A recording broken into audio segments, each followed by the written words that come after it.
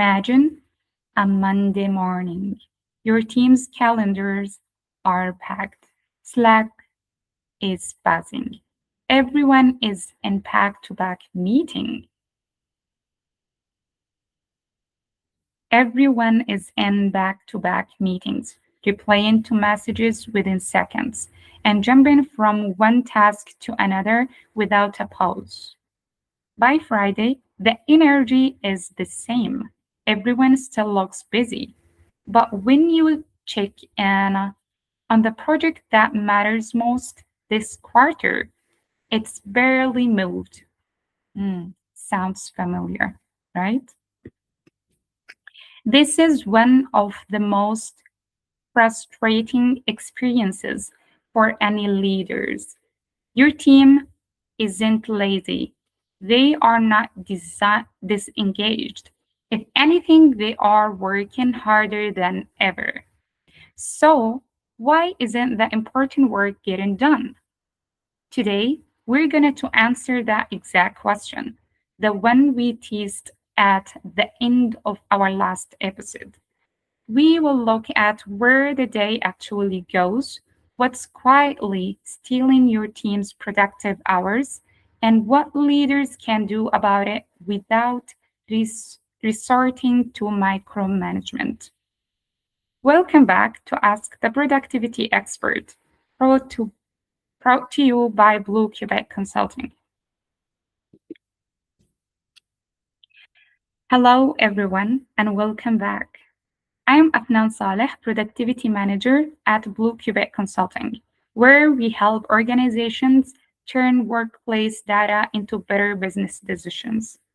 Last week, we talked about the difference between activity and productivity, and why screen time isn't a reliable measure of value.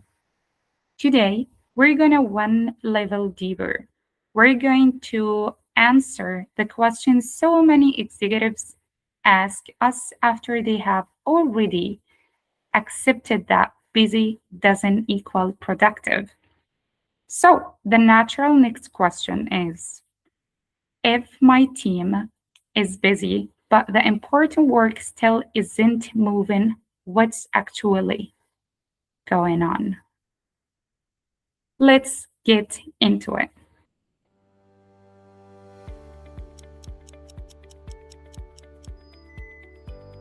Why are my employees busy all day, yet important work still isn't getting done? This is one of the most common frustrations we hear from leaders. The instinct is to assume the problem is effort. Maybe people need to work harder, stay longer, or manage their time better. But in most cases, the real problem isn't effort, it's fragmentation. A typical workday is often broken into dozens of small interruptions, such as meetings, messages, a notification that resets their focus, a task switch, etc. Individually, each interruption feels small, right? Together, they quietly consume the hours where meaningful work should happen. Let's look at an example. So, imagine Layla, a marketing manager. Her calendar shows she was working for 9 hours today, but her day actually looked like 40 minutes in a status meetings that didn't need her, 2 hours responding to messages, one uninterrupted hour late in the afternoon when she finally finished the campaign brief that was due.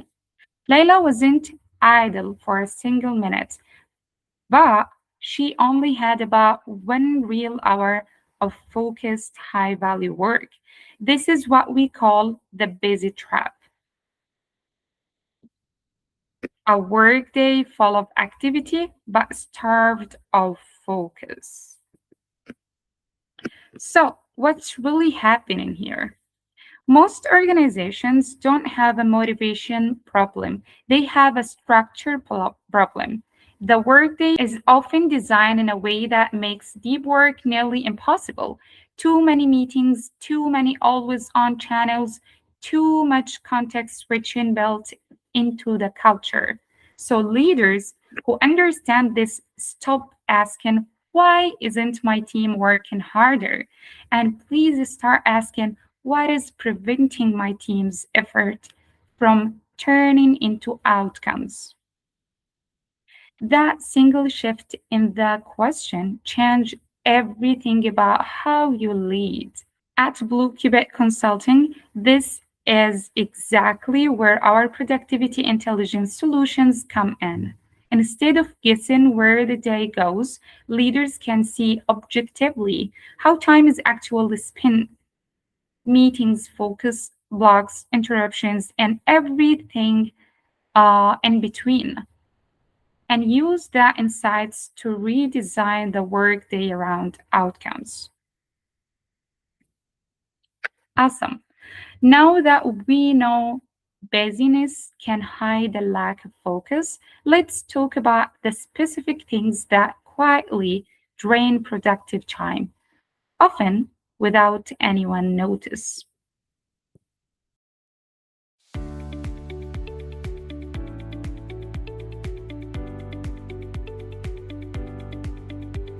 What's actually stealing productive time from my team? When we analyze workplace data with the clients, the same culprits show up again and again. Let's walk through the most common ones. First, meeting overload.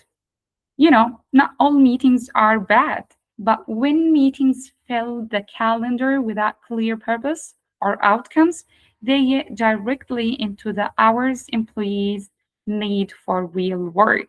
Second, constant context switching. Every time someone shifts from one task to another, email to a report, maybe chat message to spreadsheet, their brain needs time to refocus. Multiply that by dozens of switches a day, and hours disappear. Third, always on communication culture. When employees feel they must respond immediately to every message, they never get uninterrupted time to think, plan, or reduce quality work or produce quality work. Fourth, unclear priorities. When everything feels urgent, employees spend energy deciding what to do next instead of actually doing it. Unclear priorities create hesitation, and hesitation costs time. Last but not least, unbalanced workload. Some employees are buried in tasks while others have capacity to spare. Overloaded employees rush, cut corners, or burn out, all of which quietly reduce productivity. So, consider two teams working on the same type project. Team 1 has scattered meetings throughout the day, responds to every message instantly, and rarely blocks time to for deep work. Their project takes 6 weeks. In the other hand, Team B protects two focus blocks a day, limits meetings to what's essential, and sets clear expectation on responses time. Their project takes 4 weeks.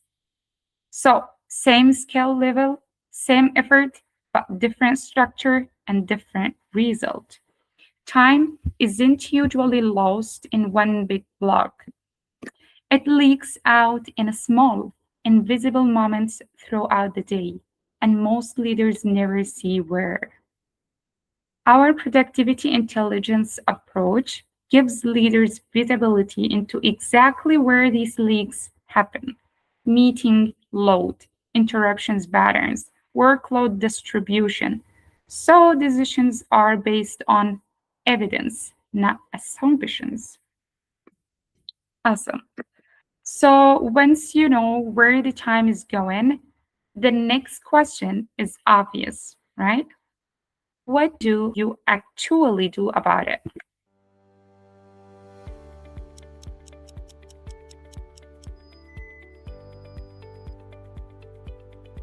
How can leaders fix this without micromanagement?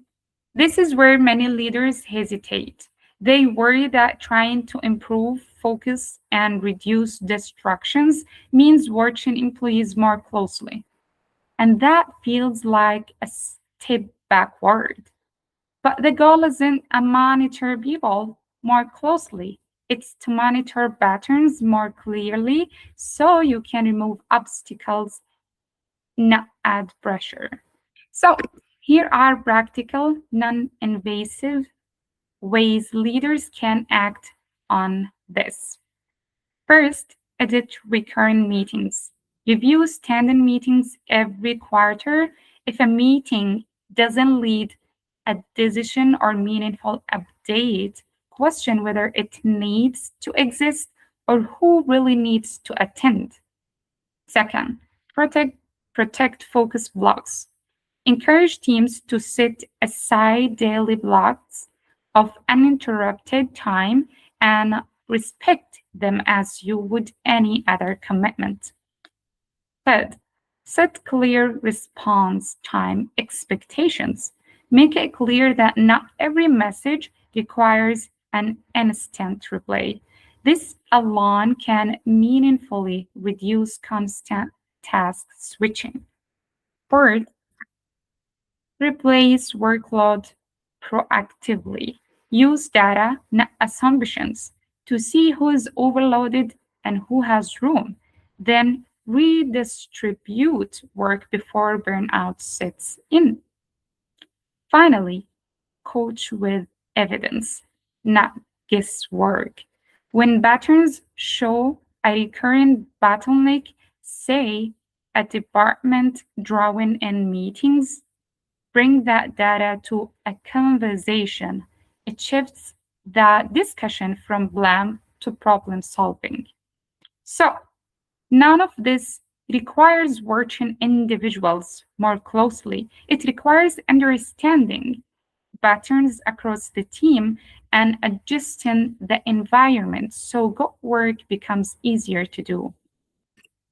Leaders don't need to manage every minute of their team's day. They need to remove what's blocking the minutes that matter most.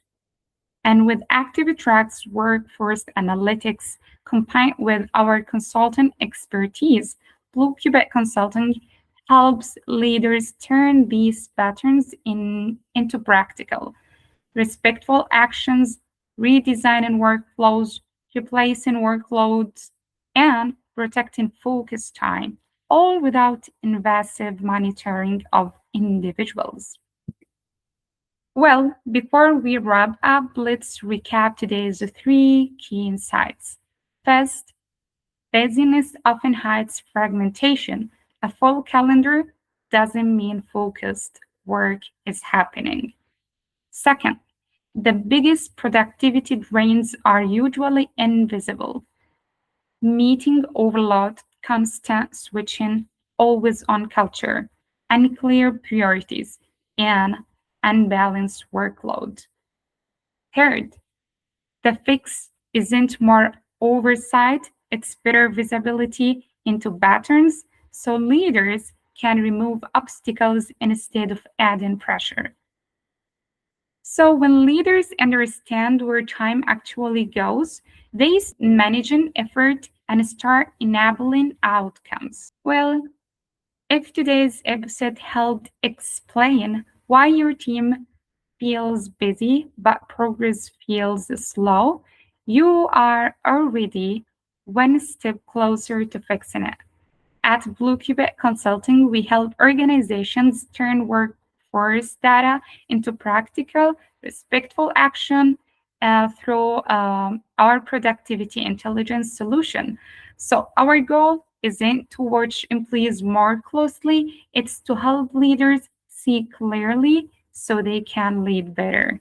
If you would like to learn more, connect with us to schedule a personalized productivity consultation or a live demonstration of how workforce analytics can support your business goals. In our next episode, we will tackle another question leader ask us often. How do I know if my team is heading toward burnout before it's too late? Until then, thank you for watching, and remember, the goal isn't to measure more, it's to measure what matter. Thank you.